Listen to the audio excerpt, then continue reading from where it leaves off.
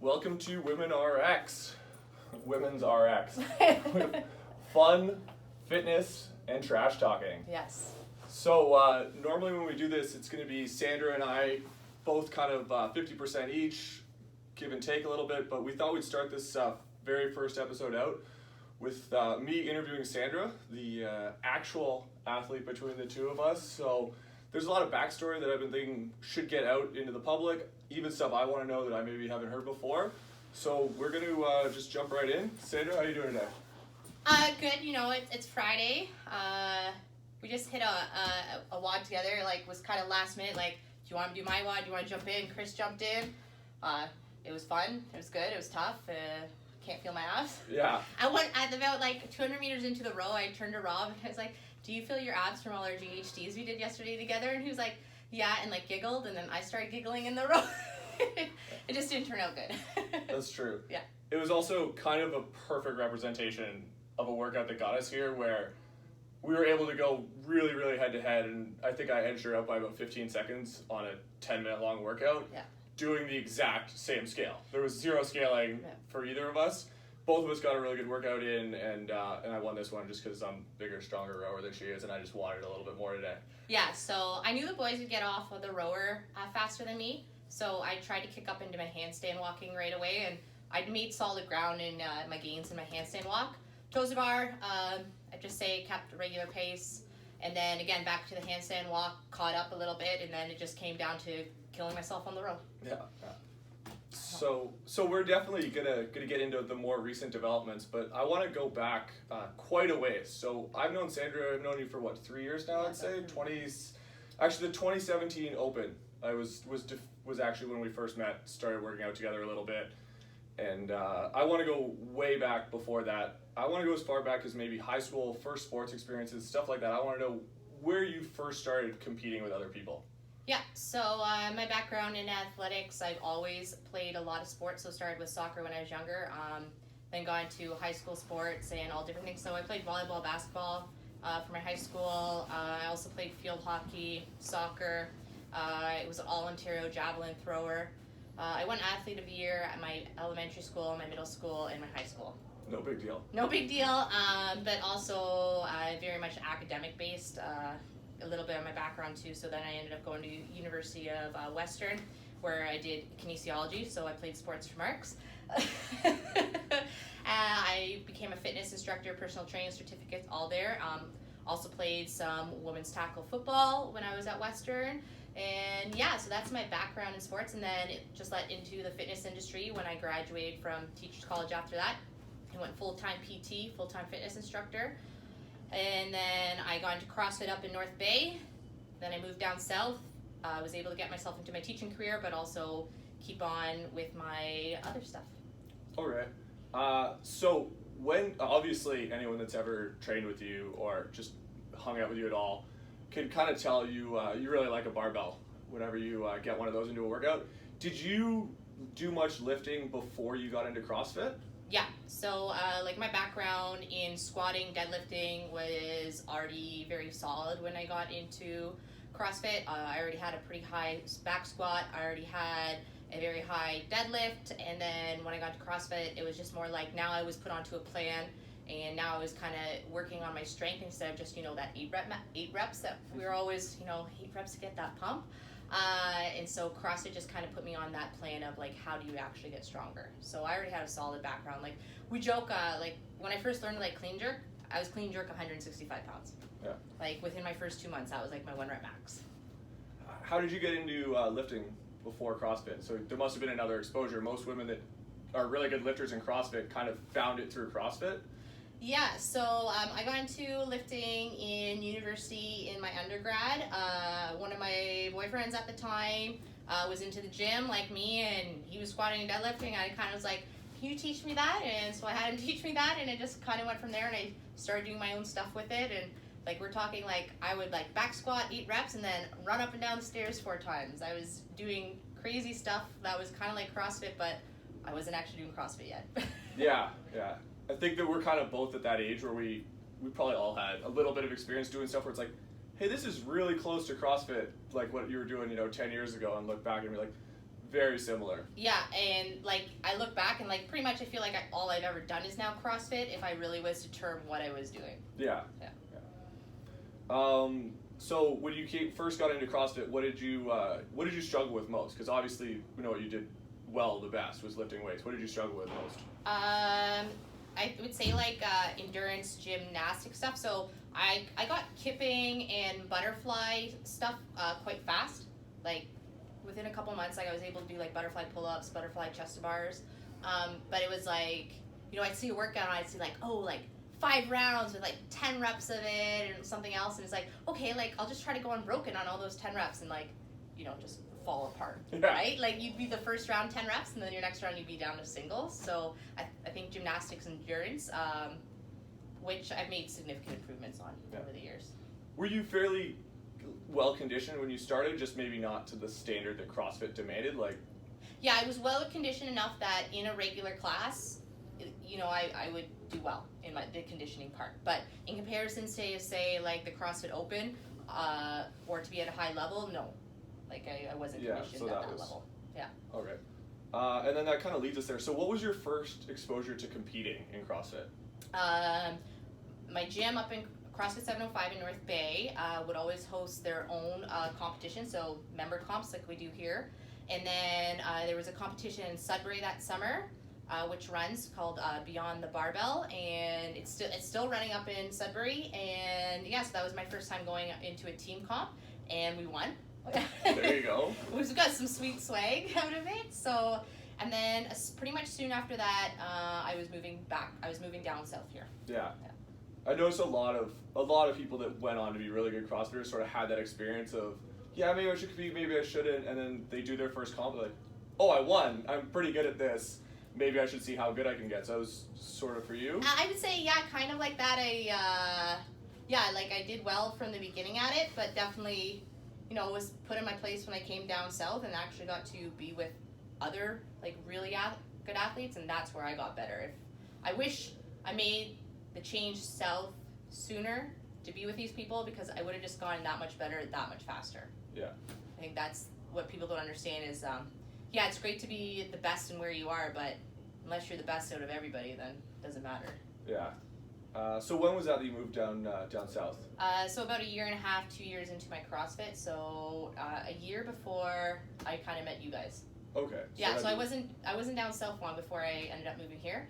So I was working at CrossFit Bolton at the time, so that's what I did for a year before I got into teaching. Yeah. Okay. And that's Toronto for the listeners down in the States. Yeah. And then so now I've just been teaching full time, CrossFitting full time, coaching full time. Yeah, a lot of the several full times, right? Yeah, a lot of stuff, but I love it, so it doesn't really bug me. Okay. So from what I remember, the first big competition I ever saw you do was 2017 regionals as a team member on a team that had made the games the year before. So a clearly different place than a competition in North Bay. Was there any other big comps for you between those two? Not, like I did a couple of things with Sweat RX. I did a couple ones at the Toronto convention. Remember that one? There was like some big one. It was shootout or something along those lines? I think it was still Sweat RX was holding it. Because it was still, we had to qualify through Sweat RX. I've done some at the convention there. And then I met Sasha, who is how I got onto the team at that. It was called it was like a showdown between Sasha and I at this venue downtown Toronto. Oh, it nice. was through Sweat RX. So Sasha and I did like a face-off, and we were called the heavyweights of CrossFit. And if you're a heavyweight in CrossFit, it's because you're considered one of the big girls and lift big weights. Yeah. Because I guess I am on the heavier side of the CrossFit athletes. But it is what it is. Yeah. You two are definitely quite strong on that end of the spectrum, for sure. Mm-hmm. And then you guys ended up competing together for at least training together for quite a while. Was it? Yeah, so I started training with Sasha, and then that introduced me to like the rest of the team, and then I ended up training with Chris a lot because of just location-wise for training, and then Chris ended up being kind of like my full-time training partner, and then you kind of did, and then there's a couple other members that kind of just jump in with me now and then. So let's go the 2017 regionals. Like I said, you were with a team that had made the games the year before. That was their first year. You kind of took Azade's spot on the team. She wasn't a member of the team anymore. You kind of got thrown in right into the deep water there. That was a really good regionals. So how did that go for you? I thought it went really well. We knew one event was going to be bad for me, but it actually wasn't that bad. It was the first event too. So Chris and I go out and we have to do, I think it's like 20 strict handstand push-ups in a standard on a box, and then go right into heavy dumbbells, synchro alternating dumbbell snatch, which was perfect because I went unbroken, so I made grounds on that. I think we took like a 7th or 8th, but that was kind of that was our worst score, and we knew we could come back from that. So everything else though in that weekend went really, really good. I had some shine out moments. I love the worm. That went really well for me. The overhead squat with a dumbbell, toe to bar workout. I kind of got that confidence and just kind of came out there, and yeah, we took a 3rd place on that event, us girls. Yeah. Yeah. And then that one was, I remember completely just full on psycho screaming at the screen watching you guys in the final event. Let's go over that event, because that was probably not the happiest moment ever, but it might have been one of the more important ones, especially for that team and what they've done since then. Yeah, so we knew we had to make a move, so we're like, oh, let's just go unbroken worm clean and jerks. And at the time, the worm was sanctioned, so male heavy, female heavy, male medium, female light, light male, light female. So I was on the heavy bag, so that was just what I was, but it was a grind, and then again we went for something that we've never practiced, so that is something that happened, but it was good. It's a good experience. It's good to fail like that. I grew from the experience. It gave us more foundation, and we were pumped about going into the next year. That was the thing. Yeah, so you guys just missed that year, but definitely didn't leave anything out on the floor. Like, that was at least the one thing you guys could walk away from, was that was everything you guys had. And I just remember like the whole gym cheering for it, going crazy, and then just everyone sort of was aware that was it, right? There was nothing left in the tank, and you can't really do any more than that. No, we did everything we could that weekend, and it ended up how it ended. But you can't dwell on that stuff in life. You gotta have other goals too. Yeah. So let's fast forward to the next year. A bunch of things changed. You go from teams of 6 to teams of 4. Every year in the team, it's gotten quite a bit better. The level has gone up. The first year that was the real big jump was 2015 when Froning went team. That changed the dynamic. That was like, okay, Froning and Kalipa are going teams, separate teams. It got real. 2016 was better. 17 was better. But 2018, when they went to teams of 4, there was a lot of people that said, hey, like, these are legit games athletes going as team members now, trying to make a push for the championships. And you guys were there. I can't remember where you guys qualified, what spot you were. Somewhere in the top 10 for sure. But I don't think you guys were top 5 qualifying. I could be wrong. Out of the open. I can't remember. I think maybe like 7th or 6th, maybe something like that. So went to teams of 4. I automatically said that I was, at the time, again, I was new to the team, so I just said, I understand, like, I'll kind of be like the backup here. I'm going to just do my own thing, kind of maybe try as an indie for regionals. Why not? Like, put in the training. I enjoyed being here. I wasn't about to switch teams or anything. I made that decision a long time ago. I was asked to go to another team, and I just said, no, not my thing. I like who I train with. I like the gym. Not going to do that. Unfortunately, athlete got injured. I did have a really good open, though, that year. That was a good open for me, and I got to end up competing at regionals, and I was ready for it, though. Like, that was the thing. I had trained all year, and I was excited to get the chance to be out there on the regional floor and show what I have done in the last year. Yeah. And that regionals had one major thing, and that was the worm seemed like it went from rough to just a total separator for people that didn't train on the worm. When it went down to 4 people, you could not have a weak link that got through. But for you, that was probably awesome, that the worm was way more intense and way more valuable. Yeah, the worm workouts, they were awesome worm workouts. They were tough worm workouts. Like, You'll never forget the thruster burpee worm workout. You'll never forget that one. I recommend everybody to do it at least once. I'm sure every team in CrossFit has done that several times over again and hated it every single time. Yeah, so, you know, and I had trained all summer the year before on the worm with the team, and then the teams went to 4. So I literally, like, a week before the regionals, I jumped on the worm, but, you know, it was normal. Yeah. It felt like home.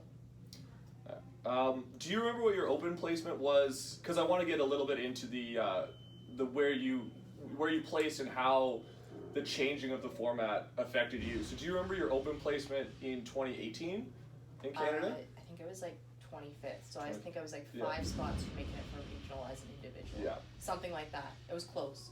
Yeah. And then of course the next year, 2019, everything changed. Mm-hmm. It goes from, you know, there's no more regionals. There's probably going to be a games, but we're not really sure. Like there was no guarantee at the point. There definitely was going to be an open. Nobody knew what it meant. But you went into the open in 2019. The year before your goal was top 20. The next year you're not really sure what's going on. So let's go through 2019's CrossFit Open. So 2019 CrossFit Open, you know, you don't really know what you're going into. That's the thing. We didn't really know what the team was doing, what we weren't quite doing. Kind of wanted to go team, didn't know how we were going to go team.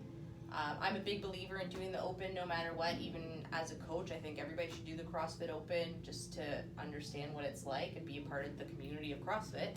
So, you know, I just went full force and I ended up 10th in Canada that year. Yeah. So I had a pretty good open score again.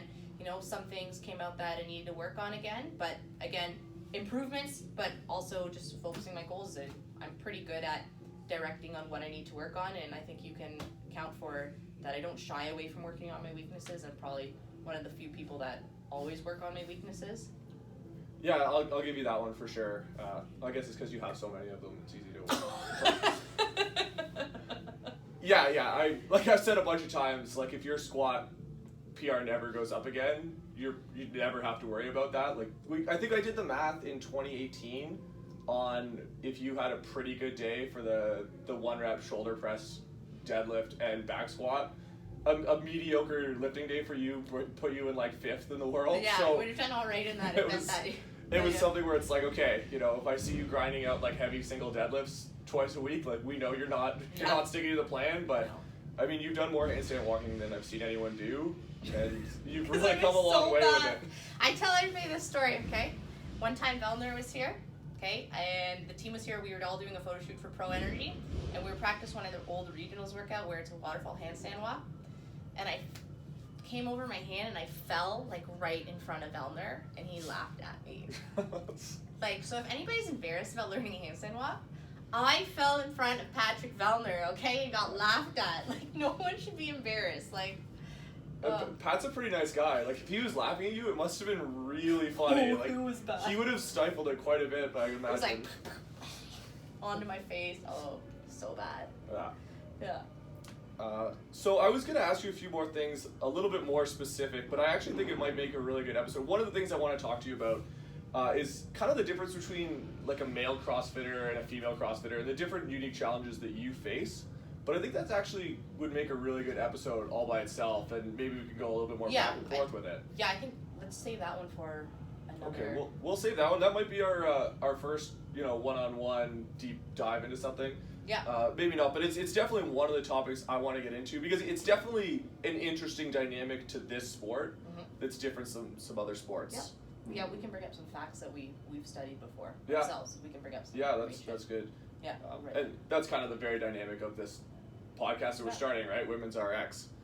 Do you feel like there's anything else that's like, you know, people should know about you, anything like that, anything about the career that I missed? Because, you know, I miss a lot of stuff. No, I just like, I think people, like, right now I'm at a weird spot in my career. I think a lot of people are like, oh, why aren't you competing and why aren't you doing this? And, like, the true fact is, like, my husband and I have been trying to get pregnant since after competing in May in Brazil, and we haven't had luck, and so I am seeing, like, fertility specialists and stuff, and yeah, so that's where my life is. I don't want to commit to something if I'm trying to get pregnant and I could be knocked up and then not be on a team. But at the same time, I struggle with the fact that I love training. I love competing. Like, I miss it. It's not like I feel like I have to do it. I just like being in the gym and stuff. So I struggle with the fact of not being able to go out there and compete because I would love to, but I just don't want to commit to something that in 2 months could totally change. And so I think that's the interesting part. Like, I had no intentions of doing the 2020 Open. Yeah. Like, there was no intentions of me ever being in the 2020 Open this year, and then I still did all right. What's all right for you? Like 12th in Canada, I think. So, because I would definitely say, like, after Brazil, I definitely, like, let my training come down. Like, it's like my volume of training, I was just like, you know, I don't need to train as much, like, you know, 1 session a day instead of 2 sessions and stuff. You know, I still enjoyed swimming, but I definitely feel like in the last 2 months I've kind of ramped back up my training a little bit. Might do some qualifiers just because, you know what, you don't know what life's gonna give you, and just roll with it. Yeah. So some of us mortals find 6 sessions a week as a taper off kind of ridiculous to think about, where it's like, oh man, I trained 6 times last week, like I'm killing it, and then Sandra's like, I trained 6 times last week, it's an off week. I'm just tapering It's a now. recovery. But it's funny because, like, I think even you can attest, like, I'm not getting worse at my fitness. I didn't get worse. I continue to, I think, get better. It could actually be helping, where you take a little bit of the pressure off and you just start doing, you know, training like when you want to, and sometimes that helps. There's no stress, there's no pressure, and you can just have fun with it. Yeah. And so, yeah, I think I'm just continue to get better and just working on my weaknesses, and that kind of drives me. One last question. I find a lot of people in CrossFit, and this is all levels. I think sometimes people think it's just the very top fall into these 2 categories. But I think everybody that's done a few competitions can say people tend to like one of 2 things much more. They really like training, or they really, really like competing. Do you find that you're kind of 50-50 on them? Do you find you just love training and you're going to train forever? Or do you find like you just are always visualizing being out on the competition floor? Where do you find yourself on that one? I love training. I love training. Like, Chris and I, Chris is like my brother from another mother. Like, we just love training. Yeah. Like even though competition comes with it, like, I love competing. I love being out on the competition floor. I love it when I'm there. By the end of the 5 weeks of the Open, I don't want to do the Open anymore. Like, you know what I mean? It's different. Like, I think maybe 5 weeks straight's on or something, but when I'm competing at a sanctionals, I'm like, I have so much fun. I love it. Regionals, you've seen me. Like, I love every minute of regionals. I'm not stressed out at night. Like, I'm good in competition mode, but I absolutely love training. Yeah. Okay. Good to know. Good to know. Okay. All right. I think that can wrap up our first official episode of Women's RX. That's